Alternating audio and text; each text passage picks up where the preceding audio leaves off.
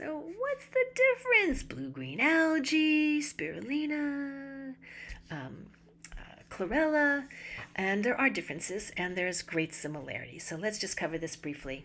Our session really at White Rabbit Institute of Healing is on blue-green algae and spirulina. These are both known as cyanobacteria. And what is that? Does it mean they're bacteria, not an algae? Well, this is a hybrid. These two plants are, and they're not even plants, and they're not fungus, right? They're unique. They're hybrids. They're not quite algae, and they're not quite bacteria, right? So algae has that, what's known as oxygenic photosynthesis capability, right? They're taking sunlight and water and carbon and converting it into oxygen. That's an that's an algal, right? That's what the algae do.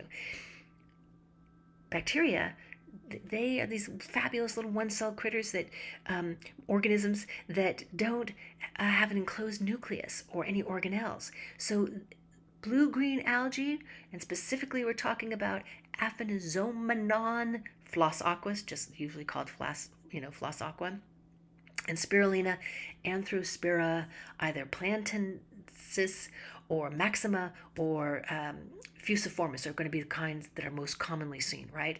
These guys love water. Floss aqua is only Klamath Lake, which is in Oregon in the western United States. Anybody else tells you it's from someplace else, it isn't really floss aqua. That is where that plant is, that version of algae, blue-green algae, is from. Even though we know now it's a hybrid, not quite a bacteria, not quite an algae, right? But we say blue-green algae because all these plants lean more this way. Spirulina can grow in salt water and or fresh water. It's typically farmed now, and a lot of people love that about it because it means it's this controlled, safe environment. Wild, you just never know, but Klamath Lake is superior. They really watch it. It's super clean. That's one of the reasons it's remained one of the world's best sources for blue-green algae. Always want to know where your blue-green algae is coming from, by the way, and that includes chlorella. These are all like one-celled little organisms, and that means they absorb everything in their environment. So it can be sunlight, but it could just as easily be toxicity in the water. So that's why I stick myself with either spirulina or the Klamath Lake blue-green, the floss aqua. Now, chlorella is a whole different genus of family, right? It's Chlorellacea, and there's about 13 species. They're again a blue-green algae in the Phyta family, genus, phylum. And these are, again, all these plants are taking sunlight, they're doing this photosynthesing, and they're also super dense nutrition, right? These are probably the organisms that the word superfood was created to describe, right? The next thing closest in my world maybe be royal jelly, right? That's the food queen bees eat. But these plants are stunning. They're complete proteins. You can maybe favor a little bit to the blue-green algae for, floss aqua for a little bit more protein, but it's splitting hairs. Every one of these guys can do that. Some people, in terms of what some of the differences, right?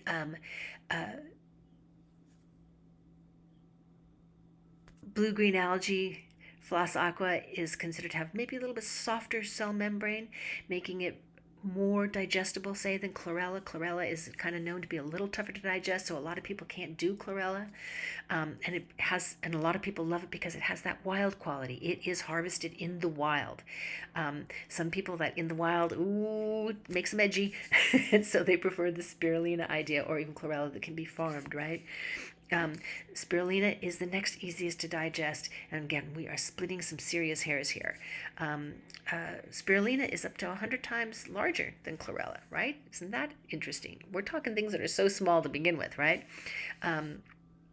But chlorella has this undigestible cell wall. So for some people, that can make consuming it difficult on the digestion. Not as easy, a little tougher. Spirulina has a little bit more beta carotene. Chlorella has a little bit more chlorophyll. But chlorophyll's in all of these. They're blue-green algae after all, right? So these are plants that are heavy in these components. Just to give you an idea of the protein profile, the nutritive profile of all of these, 1 single tablespoon, 4 grams of protein. 11% of your B1 requirement, right? That's thiamine. 15% of your vitamin B2 requirement. That's your riboflavin, right? These plants are packing 11% of your iron.